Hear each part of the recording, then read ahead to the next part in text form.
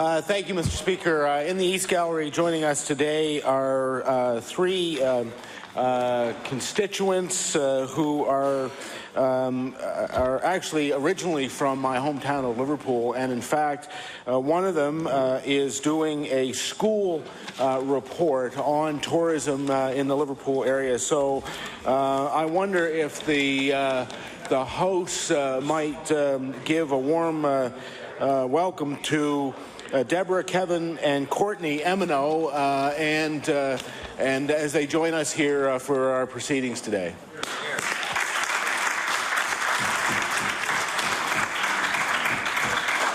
Again, I say we welcome all our guests to the galleries and then hope you enjoy this afternoon's proceedings.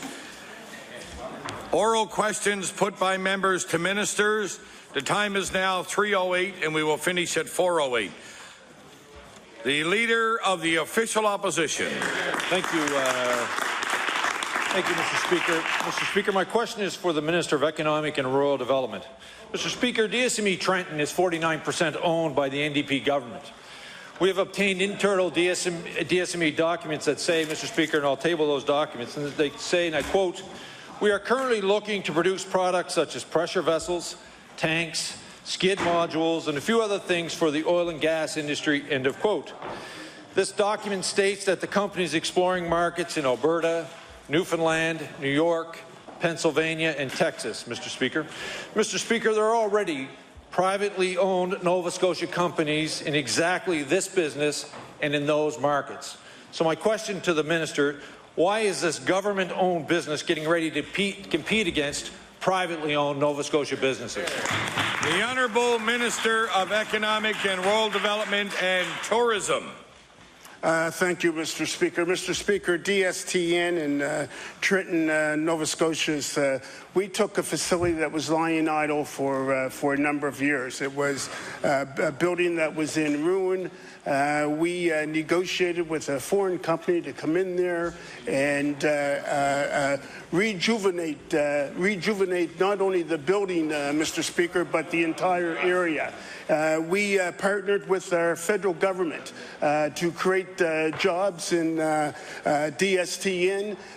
We've got confidence in the success of DSTN in the future. And yes, Mr. Speaker, because of economic conditions, a recession that through no fault of theirs, this is a parent company that has great extensive networking all over the world, Mr. Speaker. Mr. Speaker, they deserve, those people deserve every opportunity, the same as every other Nova Scotian and Canadian company, to compete for jobs wherever they may be.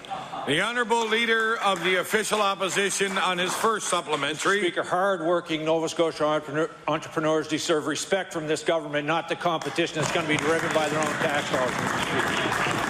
Mr. Speaker, not only does this government-owned business plan on competing against Nova Scotia companies in the oil and gas industry, it also plans to compete as a shipbuilding supplier. Mr. Speaker, we all remember Daewoo competing against Irving for the ship's contracts, Mr. Speaker, but they lost. Now, through DSME and with the government's help, Daewoo is trying to get a piece of Nova Scotia's shipbuilding pie by competing against other private Nova Scotia companies.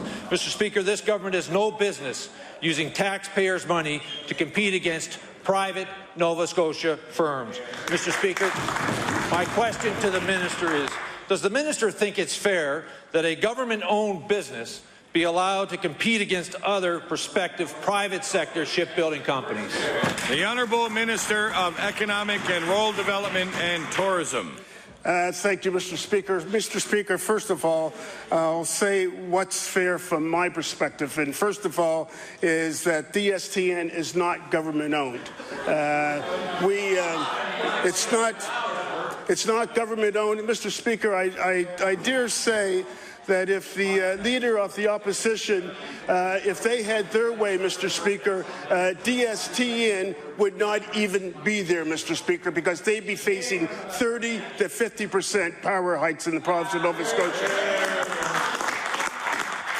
The Honourable Leader of the Official Opposition on his final supplementary. Speaker, one thing for certain, Mr. Speaker, if this party was in power, private sector enterprise wouldn't have to worry about the government going in business against them, Mr. Speaker. Mr. Speaker, this deal is a prime example of why this government's big deals with big business cannot and will not grow the economy.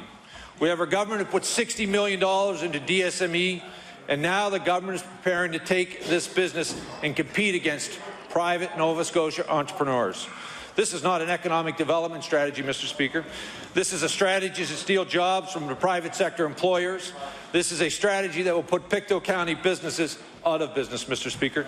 This is a recipe for the worst economy in the country, Mr. Speaker. My question to the minister, why is the government getting ready to compete against hard-working, privately owned Nova Scotia entrepreneurs? The Honourable Minister of Economic and Rural Development and Tourism. Thank you, Mr. Speaker. Mr. Speaker, I'm amazed, but I'm not going to say I'm surprised. The Leader of the Opposition making or trying to make some political gain out of things that aren't fact, Mr. Speaker. Mr. Speaker, the fact of the matter is that this government has created jobs to the tune of 7,600 jobs since we come in power, Mr. Speaker. Not like that lot over there, Mr. Speaker, who when they were in power, along with the Conservatives, for 20 years led this country, led this province to last place in the country, Mr. Speaker. The Honourable Leader of the Progressive Conservative Party. Thank you, Mr. Speaker. My question is for the Minister of Economic Development as well. In 2010, the NDP bought 49% of DSME for $19,600,000 and loaned them another $40 million on top, some of it forgivable. They said that that would create 500 jobs by now, but as the minister admitted in this House, the other day, there are now less than 60 people working there, and I will table that for the benefit of the House. That is $1 million per job, Mr. Speaker, $1 million per job. So the minister's answer now is that that company should diversify, as he said in this House yesterday, and look to the Irving contract for more business. Mr. Speaker, my question to the minister, can any company that's been bailed out by the NDP now go into any business that they want, or just ones that are owned by the NDP? The Honourable Minister of Economic and Rural Development and Tourism. Thank you, Mr. Speaker. Mr. Speaker, we live in a society called democracy, and certainly DSTN has every right.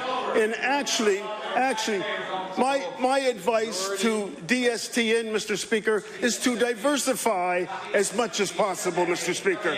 Competition is part of what this country's built on. The Honourable Leader of the Progressive Conservative Party on his first supplementary. Mr. Speaker, yes, we live in a democracy, but we also live in a system where private business gets first crack at these things, not government-owned enterprises. That is where the minister and those of us on this side of the House disagree. He owns half the company, Mr. Speaker. Government-owned businesses don't work. Just look at the Liberals in Petro-Canada, a company that had to be returned to the private sector because it couldn't compete. Now the NDP have to learn that lesson at Nova Scotians' expense all over again. Mr. Speaker, there are hundreds of suppliers for the Irving contract. There are hundreds of metal fabricators in towns and communities all across our province. They didn't ask for a bailout. They're not looking for government help to compete, but now they have a government-funded and a government-owned business on their doorsteps competing for the work that they are supposed to be out to get, Mr. Speaker. So my question to the minister, why put all of those jobs at risk? Is it because he owns this company? The Honourable Minister of Economic and Rural Development and Tourism. Thank you, Mr. Speaker. Mr. Speaker, again, we have the leader of the third party getting on his feet and talking about job development in the province of Nova Scotia when that party over there, Mr. Speaker, was in power for the last 10 years before we came along. where was the province of Nova Scotia for the last 10 and the 10 years before that, Mr. Speaker? Last place. Last place, Mr. Speaker. We are moving this province forward, Mr. Speaker. The Honourable Leader of the Progressive Conservative Party on his final supplementary. Mr. Speaker, for the record, Nova Scotia had the second highest rate of economic growth in the country the day that that bunch came into office. So let's just be clear. And at no time did anyone go about giving $1 million a job away to another company and call that a good record in job creation. That is a disgraceful record of job creation, Mr. Speaker. But rather than admit that their bailouts don't actually create jobs, the minister's advice now is to allow those companies to go and compete against good, decent, self-funded Nova Scotia companies, putting their jobs at risk and replacing them with jobs at government-owned companies. That is not the way to grow the economy, Mr. Speaker. It is a gigantic step backwards. And so my question to the minister is this. Well, Mr. Speaker, the federal government is not advising this company to now compete against Nova Scotia companies. That is a canard. There is a big difference. So will the minister now agree to stop the bailout madness and begin the real work of building an economy where private companies can actually grow and compete free from government interference? The Honourable Minister of Economic and Rural Development and Tourism. Well, Mr.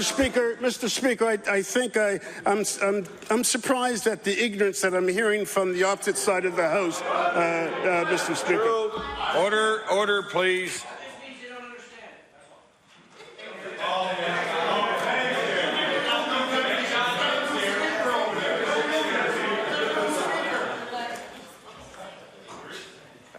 I would remind the Honourable Minister, but that language is unparliamentary, and I'll ask the Honourable Minister to retract that, please. Thank you, Mr. Speaker, and I will retract that, and I'll replace that word with the lack of knowledge, the lack of information that the member has. And I would advise the member opposite, the leader of the third party, that possibly he might want to make a call to Ottawa, to his cousins in Ottawa, and find out what position in the partnership that they've played with the province of Nova Scotia and DSTN, Mr. Speaker. Mr. Speaker, I will also inform the leader of the third party that when we came into power, Mr. Speaker, and this is a known fact, the province of Nova Scotia was in the worst financial position. We inherited a mess, Mr. Speaker. Mr. Speaker, and thanks to them, Mr. Speaker, thanks to them, we inherited a mess, and we are straightening it out. The Honourable Leader of the Official Opposition. Speaker, my question is for the Minister of Economic and Rural Development, Mr. Speaker. Internal documents from DSME stated that on April 20th, 2012, DSME staff visited government and presented its future plan. Mr. Speaker, but in August, the minister said he did not know the details of what the company was planning to diversify into, Mr. Speaker. So where we have company documents saying the government knew, and we have a minister who says otherwise. So my question for the minister, can the minister explain how a company owned by the 49% by the government could have briefed his department in April and he not know in August? The Honourable Minister of Economic and Rural Development and Tourism. Thank you, Mr. Speaker. Mr. Speaker, the DSTN, as I said, are diversifying. They've been working on a market strategy. They're looking at markets all over the world.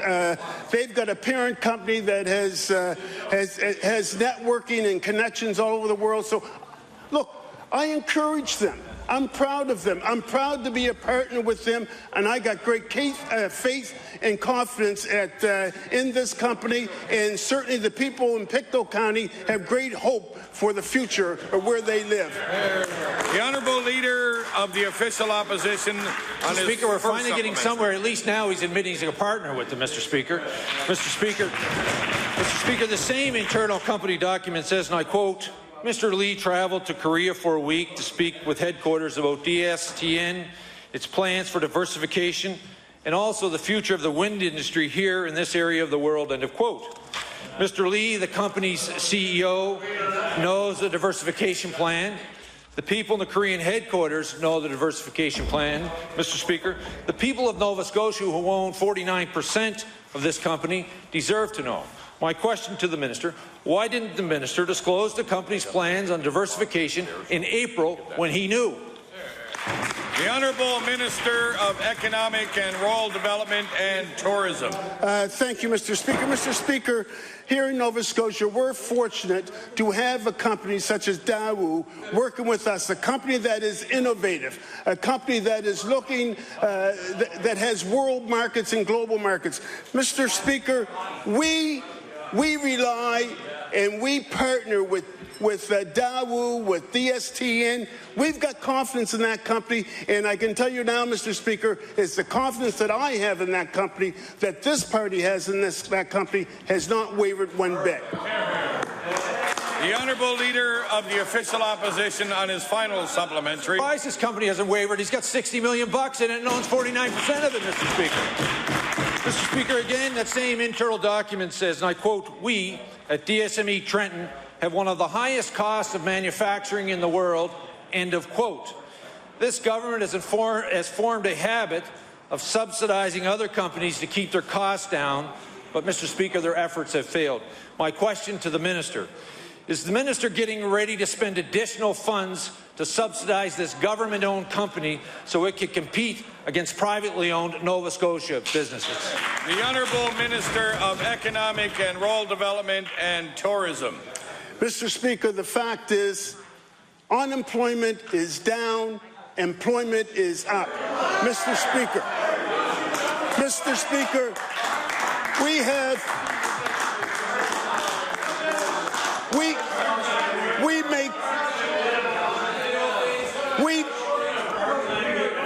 we make and have made strategic investments in SMEs and in large companies as well.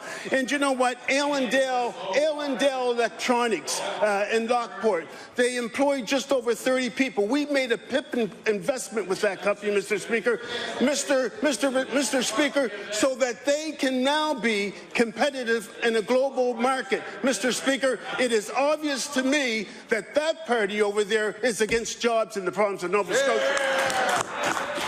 The Honourable Member for Glace Bay. Thank you, Mr. Speaker. My question is for the Justice Minister. The people of Pictou County are still waiting for the 500 jobs promised by this government. In the November 2nd New Glasgow News, the Justice Minister said neither the province nor the company predicted that a recession would come into play, causing a downturn in the wind energy business, and I'll table those comments. So now this government did not know a recession would hurt business, even though it's been their excuse for our dismal GDP growth.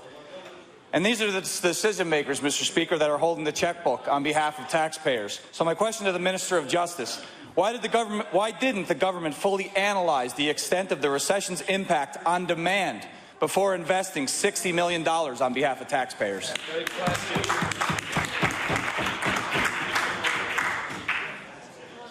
The Honourable Minister of Justice. Mr. Speaker, I will like to pass this on to the Minister of Economic and Rural Development, as I'm the MLA for Pictou Centre, and he's the Minister responsible. The Honourable Minister of Economic and Rural Development and Tourism.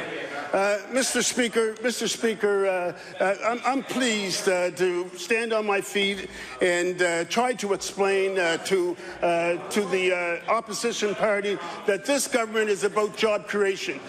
We've created a situation at the old Trenton Works plans, Mr. Speaker, that we have confidence in that it will be successful. It's about putting good Nova Scotians in Pictou County, which that party may not care about, back to work, Mr. Speaker. That's what it's about.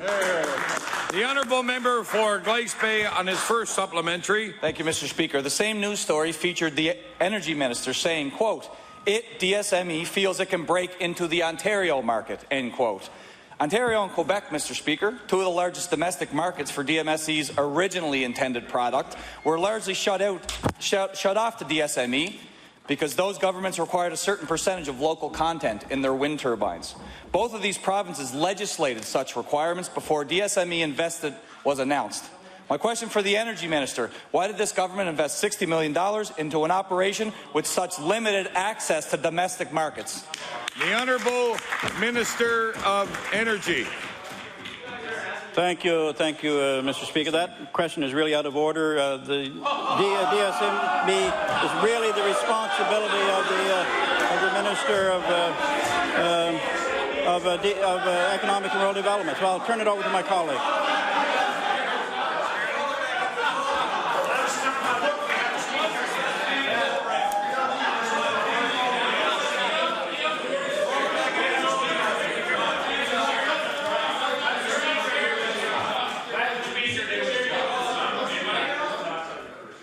Thank you. Thank you. Yes, I will remind all honourable members that I rule the questions that are in order and out of order, so I will now...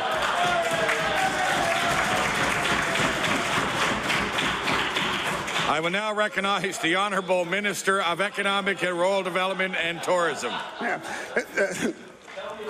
Thank you, Mr. Speaker. Mr. Speaker, I can speak on behalf of this Premier, this party. We want DSTN to be successful. We want them to create good jobs for the good people in Pictou County, Mr. Speaker. Mr. Speaker, that's why we have recommended to them to diversify, look at a larger market, and be competitive, Mr. Speaker. The Honourable Member for Glace Bay on his final supplementary. Again, Mr. Speaker, the same article featured the Economic Development Minister. Quote, you know, there are some things that happen in the global economy that are unpredictable, out of reach of many. We have confidence in DSTN. We've invested in them. We are sticking with them, and we know that together we're going to make this work, end quote. This government appears to be making this work by having a government-owned company directly compete with privately owned Nova Scotian businesses. Everything about this deal, it seems like the government is scrambling to save what was clearly a bad investment for taxpayers from day one. My question for the Minister of Economic and Rural Development and Tourism, why is this government getting ready to put more Nova Scotian businesses out of business and send more Nova Scotians to the unemployment line?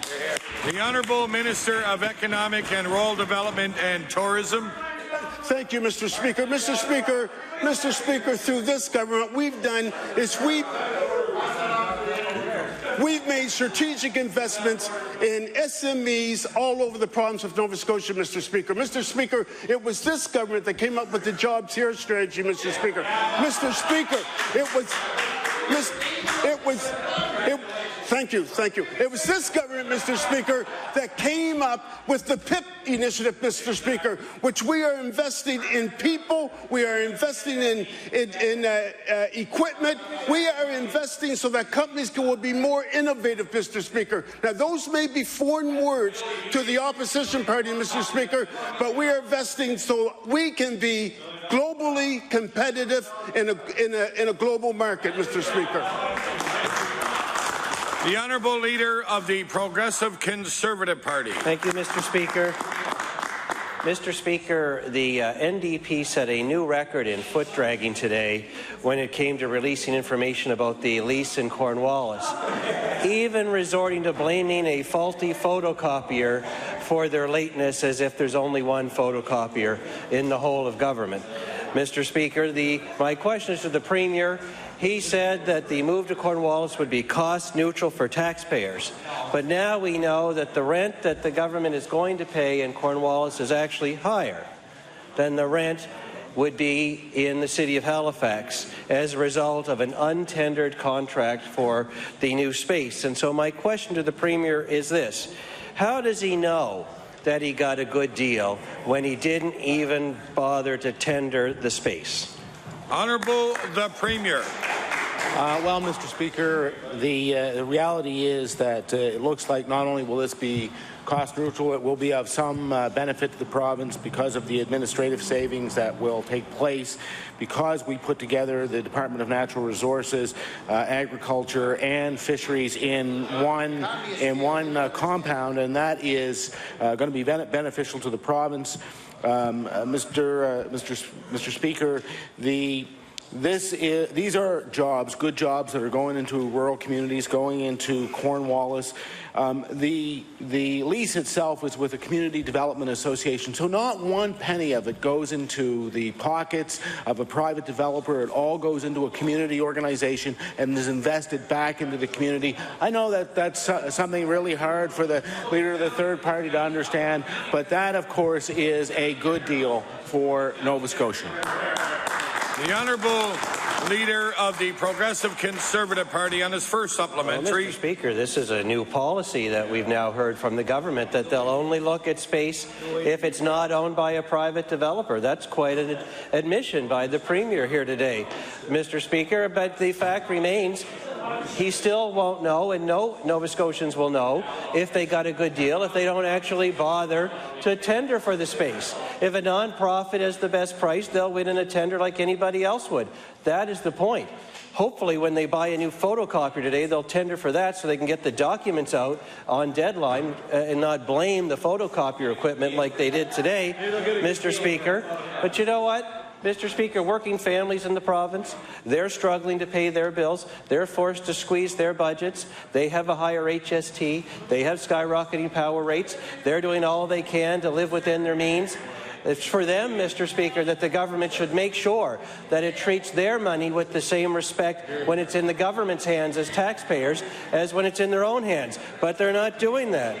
Mr. Speaker, the government won't even tender for the space. So, Mr. Speaker, my question for the Premier, for the other moves, the other three moves that the government is contemplating, will he commit right now to tendering for the office space required for the other three departments that are moving to rural locations? Honourable the Premier. Mr. Speaker, what was undertaken by the Provincial Civil Service with respect to this, with respect to the leasing opportunities in Cornwallis is in fact the standard policy of the government, one that was followed by the previous government on numerous occasions. If you are using community development associations, there is not a tender process. But I'll tell you what did happen. The public servants went, they met with the chief administrative officers of the various municipalities. They went to the economic development agencies. They asked about the available space, and all of those, almost to a person, said it doesn't make any sense for you to be any other place other than in Cornwallis Park. The opportunities there are good. You can get a good price for a lease. And I would point out that the provincial government, along with the federal government, actually hired a consultant to go out and to drum up business and to find people to go into Cornwallis Park. I would think the question would be, why wouldn't you go into Cornwallis Park rather than why have you? The Honourable Leader of the Progressive Conservative Party on his final supplementary. Mr. Speaker, the Premier is going to give this House, and I suppose all Nova Scotians, a long explanation about why he didn't at least tender for that space so we'd know if they're getting a good deal or not. But what we do know is they're paying more for office space in Cornwallis than for the same space in downtown Halifax, Mr. Speaker. Nova Scotians know on the face of it that that doesn't make sense. Only a tender would tell us whether that's a good deal or not. And the cost of the space is not the only cost related to this move, Mr. Speaker. 19 of the 20 civil servants who have been identified as moving from Halifax to Cornwallis are refusing to go. So now they have the recruitment costs for an additional 19 public servants to add to the cost of this move. Mr. Speaker, the Premier promised all Nova Scotians that this move would be cost neutral. It's not. He can give the longest explanation in the world if he wants. If he truly believes that, will he prove it and refer the whole mess to an independent review, not just an internal review? Honourable the Premier. Mr. Speaker, it's ironic to hear the leader of the Conservative Party complain about getting an explanation, but the simple fact of the matter is that these benefits are twofold. One, it supports a community development organization that does great work in Cornwallis. None of the value of this lease goes to a private developer, and it's not that we have any problem with the private developers, but there are specific advantages community development associations. In this case, every cent of it gets invested back into the community. Secondly, these are good jobs in rural Nova Scotia. That is a benefit to Cornwallis, to Digby, to the whole area. And yes, Mr. Speaker, we are committed to rural Nova Scotia. The honourable member for Glace Bay. Thank you, Mr. Speaker. My question is for the Minister of Economic and Rural Development and Tourism. On October 31st, the Minister rose in this House and said, quote, "This government is making strategic investments to create good jobs and grow Nova Scotia's economy," end quote. Yeah, great work with the SME, by the way. Yet, the latest Statistics Canada data shows we've lost 3,400 full-time jobs since the government took office in June 2009. Those jobs were replaced by part-time jobs. So my question to the Minister, does this Minister believe a part-time job is a good job, as he previously suggested, and that an economy can grow with such massive increases in part-time employment? The Honourable Minister of Economic and Rural Development and Tourism. Mr. Speaker, I thank the member for the question, and I will say this, Mr. Speaker, since June, when we came into government, the employment job numbers in Nova Scotia are up by 7,600 people. There are more people employed today than were employed when we came into power.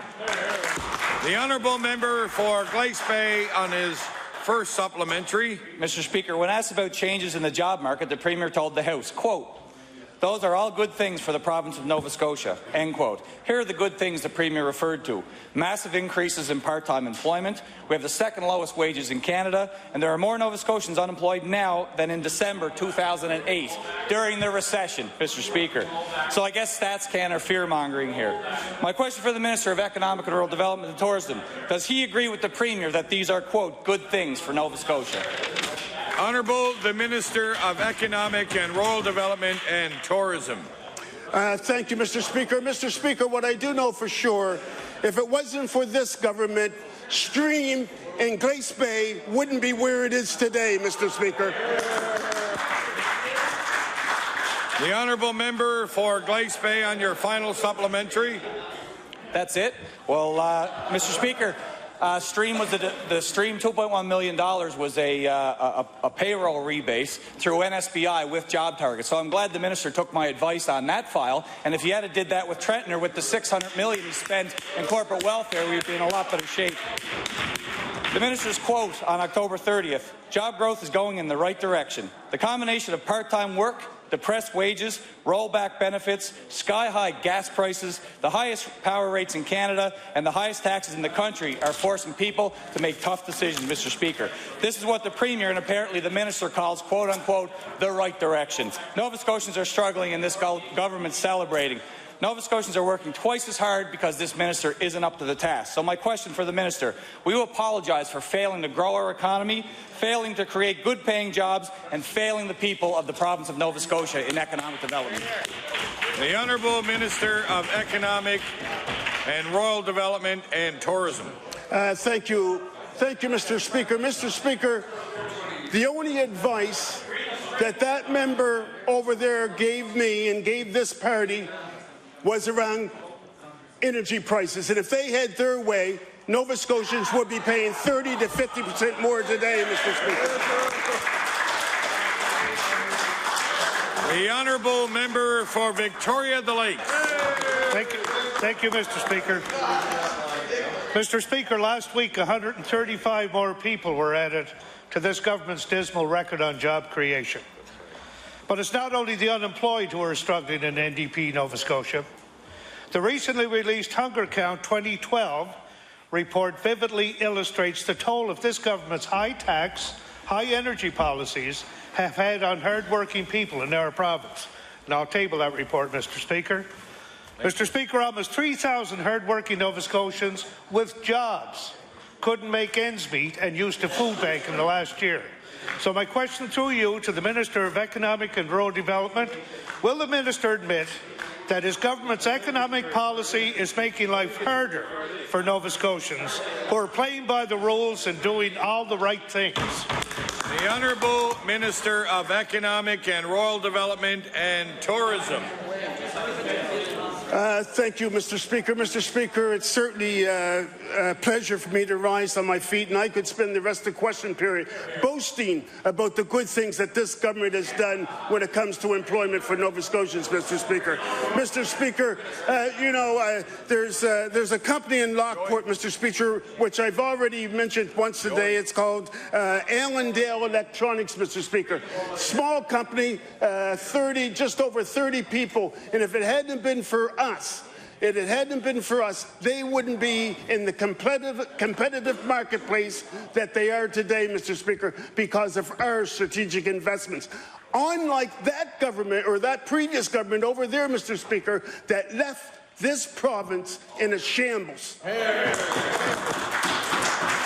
The Honourable Member for Victoria the Lakes on his first supplementary. Thank you, Mr. Speaker.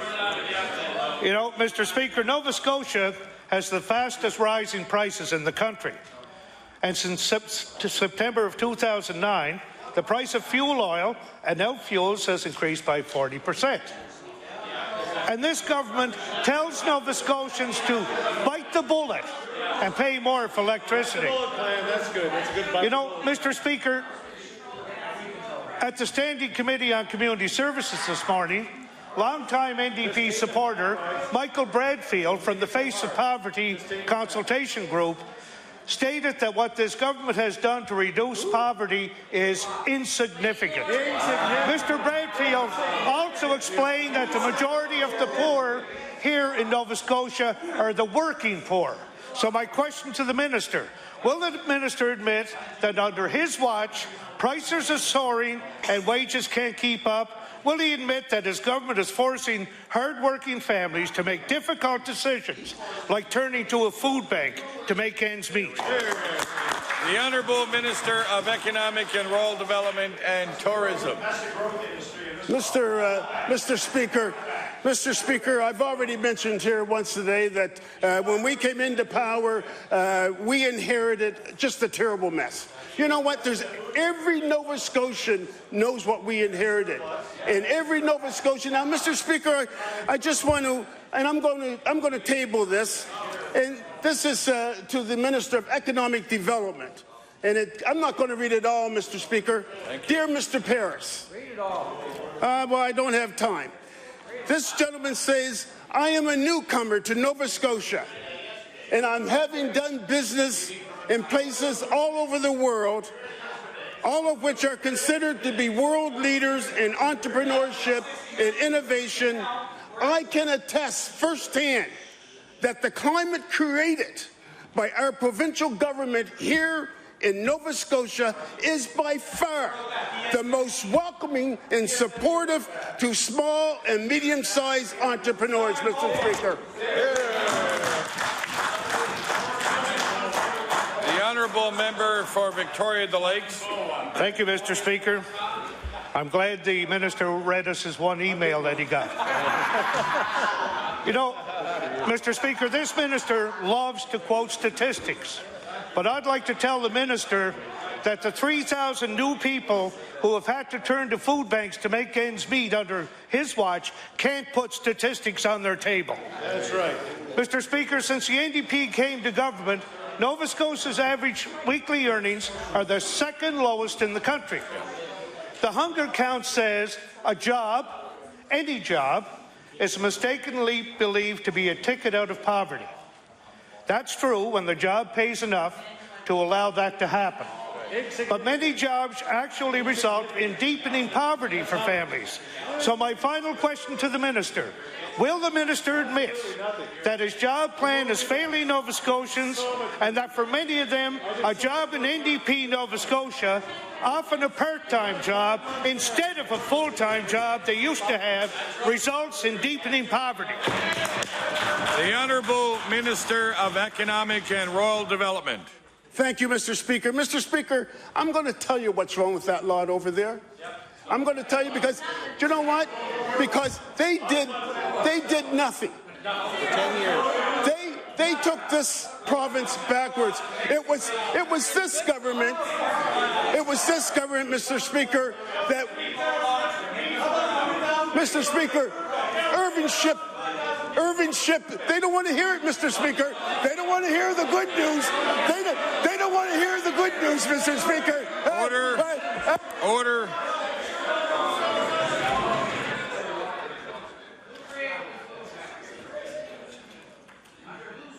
The Honourable Minister of Economic and Rural Development and Tourism has the floor, please. Thank you, Mr. Speaker. Mr. Speaker, they don't want to hear about Irving Shipbuilding and the 11,500 jobs that have been created, Mr. Speaker.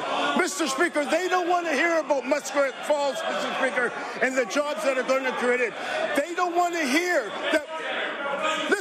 Listen to them, Mr. Speaker. They don't want to hear about Nova Centre, Mr. Speaker. They don't want to hear about the development down at the waterfront, Mr. Speaker. It's quite obvious, Mr. Speaker. There's something wrong with them over there, Mr. Speaker. Everything is right here, though.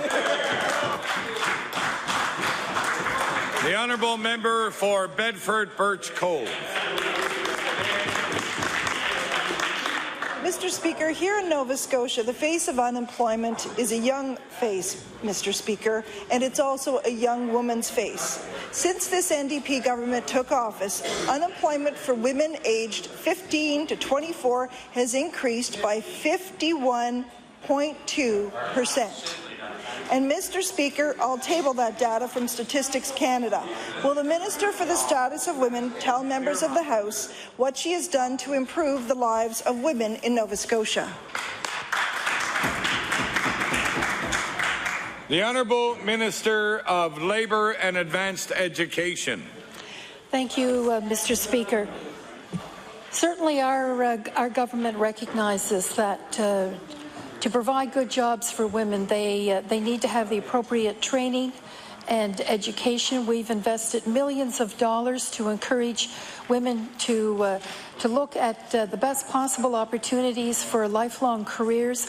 We're certainly encouraging women and other marginalized groups, people with disabilities, members of our Aboriginal communities and Canadian African citizens to take full advantage of educational opportunities.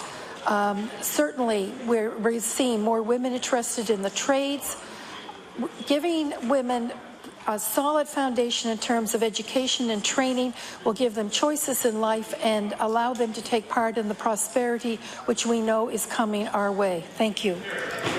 The Honourable Member for Bedford Birch Cove on her first supplementary. Mr. Speaker, we need our young people to stay in this province. They can't do that if they're weighed down by student debt and grim job prospects. When faced with an increase in unemployment of over 50%, young women are left wondering how they're going to make ends meet as the cost of living rises. It is increasingly difficult for young people to justify staying here in Nova Scotia as unemployment climbs.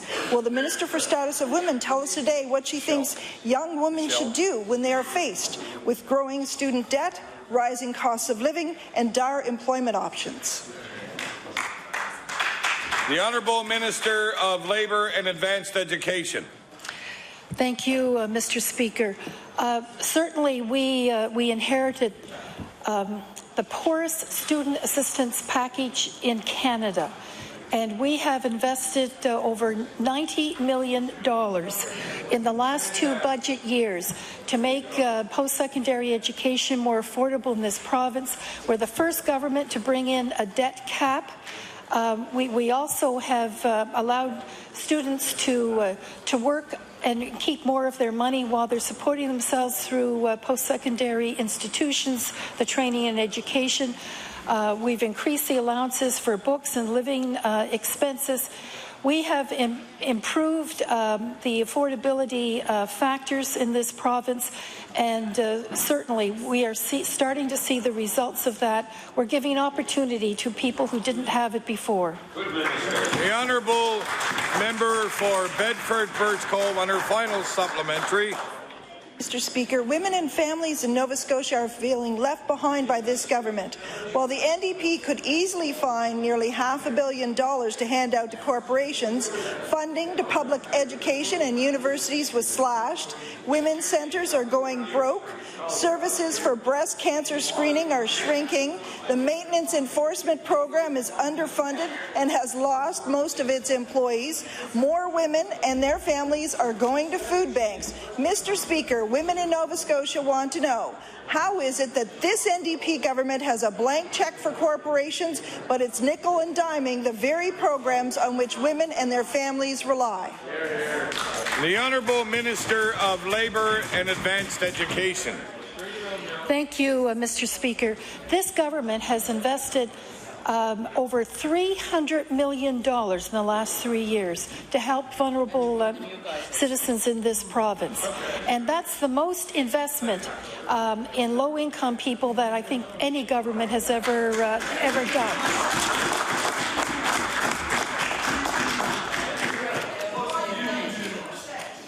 Mr. Speaker, if I might be permitted to finish. Well, certainly. We are being strategic. We understand that this province has inherited a very difficult structural and budget deficit, and certainly we are making sure that taxpayers' money is invested as wisely as possible, very strategically, to give people opportunity and hope. And as I said earlier, we are starting to turn the corner. We're giving that, and people really appreciate the fact that we are using a balanced approach that both respects the taxpayers' ability to pay and the need for training and investment in young people's futures. Thank you. The honourable member for Hants West. Mr.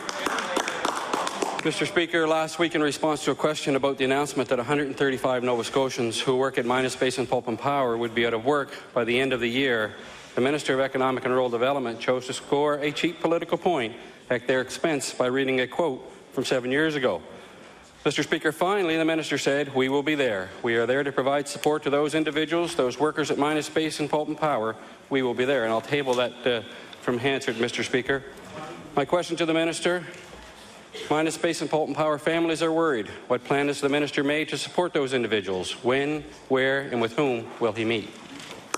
The Honourable Minister of Economic and Rural Development and Tourism. Thank you, Mr. Speaker. Mr. Speaker, I remember very well what I said, and my first comments were that my thoughts were with the men, the women, and their families that lost jobs at the Hantsport facility. Mr. Speaker, I went on to say that there is a transition team that's in place that's meeting with the employees to chart out best strategies in a go-forward way, Mr. Speaker. Mr. Speaker, I'm certainly willing, and I think this government has proven itself under the leadership of our Premier when crises hits that we are there. And you know, Mr. Speaker, that will continue to be the way of this government. We will be there. The honourable member from Hants West on his first supplementary. Thank you, Mr. Speaker. Last year, the Minister's Department produced a document called the Statement of Mandate, and I'll table that document, Mr. Speaker. In the Minister's message in that document, the Minister writes, and I quote, "Through our work with businesses, we have reaffirmed that Jobs Here is the right plan to lay the foundation for success in every corner of Nova Scotia." End quote. I'm here to tell you, Mr. Minister and Mr. Speaker, the foundation is crumbling poorly. What exactly will the minister do to make sure the employees of Mine Space and Pulp and Power are not just more sad statistics in a minister's dismal job creation record? The Honourable Minister of Economic and Rural Development and Tourism. Thank you, Mr. Speaker. Mr. Speaker, as I've got on my feet time and time again, and I've said since we've come into power, we've created 7,600 jobs in the province of Nova Scotia. Mr. Speaker, we work very closely with Labour and Advanced Education. Labour and Advanced Education will be, have been, and always will be part of any transition team that moves forward with respect to displaced workers, Mr. Speaker. Again, our hearts go out to these individuals and their families, and again, reiteration, we've proven time and time again, in time of need, this government will be there under the leadership of Daryl Dux, under the leadership of the Premier. Thank you. The Honourable Member for Hants West. Thank you, Mr. Speaker. In his message in that document I tabled, the minister boasts several times of the groundwork he and has done to support economic opportunities in the province. And he concludes by saying, and I quote, "Today, more than ever, I'm confident in what the future holds for Nova Scotia," end quote. I know 135 families who don't share his confidence and who are afraid of what the future holds for them in Nova Scotia. Mr. Speaker, my question, will the minister commit today to coming to Hantsport and agree to meet with the long list of stakeholders that are coming together in support of these families? And I'll table that list right here, Mr. Speaker. We've already been working on that.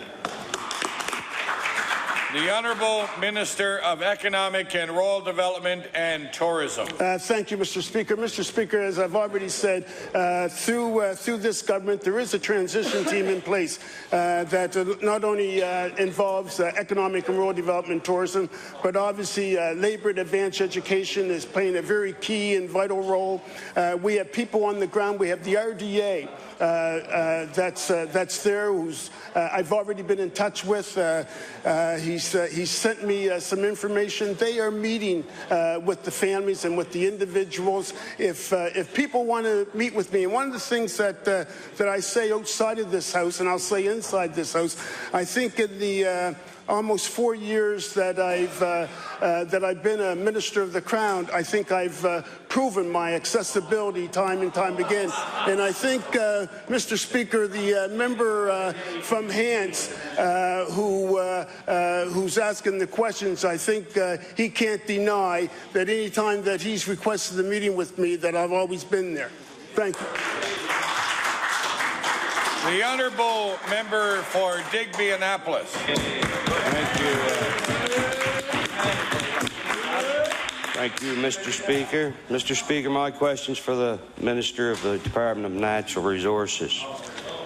Mr. Speaker, the idea to move the Department of Natural Resources office in Digby to the new DFO, the new proposed DFO office in Cornwallis, may have a negative effect on the delivery of services in that area. This decision seemed to have been made quickly with no input from anyone at the municipality of Digby. And I heard the Premier speak earlier in question period saying that he had the blessings of the municipality CEO for putting the Department of Fisheries there, but not the Department of Natural Resources.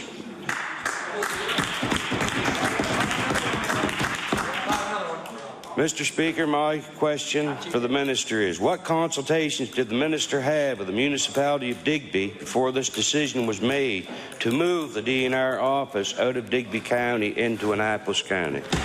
The Honourable Minister of Natural Resources. Thank you, Mr. Speaker, and I thank the honourable member for the question. Certainly, we consulted widely in the community. There were meetings held with the warden of the municipality of Digby and the warden of the municipality of Clare, also the mayor of the town of Digby. So we had discussions with those folks, and I also met personally with the warden from Digby County, the Honourable Linda Gregory, and so there was good consultation, and it's a cost-saving measure by bringing all three government departments together in one spot. It's certainly going to save money, and it's also going to be a much more efficient operation. The Honourable Member for Digby Annapolis on his first supplementary. Mr. Speaker, I want to table a memo from the municipality of Digby which outlines several concerns about the DNR move to Cornwallis. And I want to quote one quote from it. Areas of immediate concern include increased fire response time, extra cost to deliver essential regional services such as park maintenance, and the negative impact of access to DNR staff by Digby County residents. And there's more quotes in there, Mr. Speaker. And two of these DNR offices will be in Annapolis County and none in the Digby and Clare area. My question, did the NDP government consider these immediate concerns by the municipality, and if so, why are they still planning to move this office to Cornwallis? The Honourable Minister of Natural Resources. Thank you, Mr. Speaker. And certainly, again, as I mentioned, we did consult widely with wardens and the mayor of the town of Digby. But in actual fact, there's a cost saving here because the DNR facility in Hillgrove is more than 50 years old. It needs a lot of repair, a lot of maintenance. Somewhere in the area of $750,000 just to repair it, and probably about $1.6 million to replace it. So by moving into one facility in Cornwallis, there's a cost saving and really many benefits to all three departments and to the people of the area. The honourable member for Digby Annapolis on his final supplementary. Mr. Speaker, I also tabled a letter from the municipality, and I want to do one quote out of that. To our understanding, the only rationale for considering the relocation to assist the business case of the April 30th decision to move provincial fisheries staff to the Digby Annapolis area. So my question to the minister is the minister uprooting the DNR office in Digby and moving it to Cornwallis simply to make a business case for the NDP's government snap decision to move the fishery office to that area? The Honourable Minister of Natural Resources. Thank you, Mr. Speaker. There are many cost savings to moving this Department of Natural Resources to Cornwallis, and the distance and time is very little different. I understand it's about 3 minutes in the difference between Hillgrove and Cornwallis. So it's almost insignificant in that regard. The fire service will be about equally serviced as well. So there's very little difference. Plus, it's going to save that $1.6 million capital investment, and it provides efficiencies of all three departments working closely together. And it's a good road. The honourable member for Colchester North. Mr. Speaker, my question through you is to the Minister of Education. According to the Learning Disabilities Association of Nova Scotia, 1 in 10 people have some form of learning disability. According to the Autism Nova Scotia, the diagnosis of autism spectrum disorder grew at an alarming rate in the last 20 years, jumping from 1 in 1,000 students in the 1990s to 1 in 110 students today. So my question to the Minister of Education is this: how many students do we currently have in our public education system who have identified special needs? The Honourable Minister of Education. Thank you very much, Mr. Speaker. The information that's being requested is information that I will need to ask the boards to supply to the Department of Education. Thank you. The honourable member for Colchester North on her first supplementary. Thank you, Mr. Speaker. Parents of special needs students who are entering our public school system have told us that they're terrified. They're watching how this government is ignoring the needs of their children. What they need from the minister is a commitment to adequately support programs and services for students with special needs. The minister will tell us that funding for special education has increased. Teachers and parents are telling us it's not enough. More students with more needs are being identified, and funding to meet those needs is simply not there. So my question to the minister: when will the minister admit that the funding for special needs students that there are students whose needs are unmet and that these students are falling through the cracks? The Honourable Minister of Education. Thank you very much, Mr. Speaker. I'd like to speak to the situation with our students and the children in the province with autism. The former government, when they were in power, had a lottery system for children before they went to school to get the early intervention. This government funds every child that is diagnosed with autism before they come to school. Every child gets the support that they need before coming to school. Thank you. The honourable member for Colchester North on her final supplementary. Thank you, Mr. Speaker. You know, Mr. Speaker, when this question was asked in estimates, the minister struggled with the answer. When it was asked in question period earlier, she struggled with the answer. When she was asked by the media, she struggled with the answer, and she still is, Mr. Speaker. So,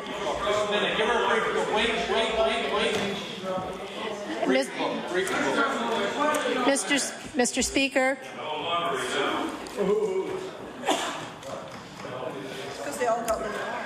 Mr. Speaker, the funding of which the minister speaks is not into public schools. I'm talking about the needs of our special needs students who are in public school, who are feeling that they are underfunded.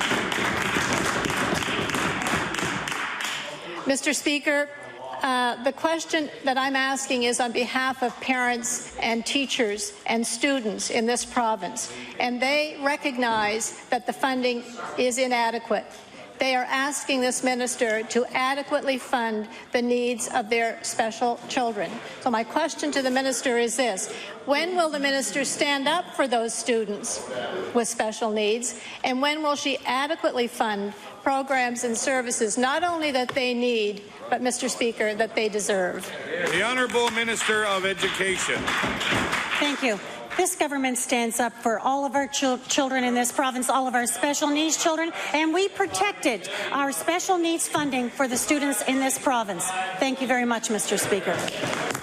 The Honourable Member for Inverness.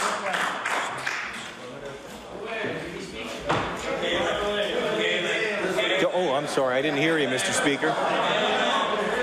Since we only have a few seconds left, Mr. Speaker, I'm not going to divulge my question today.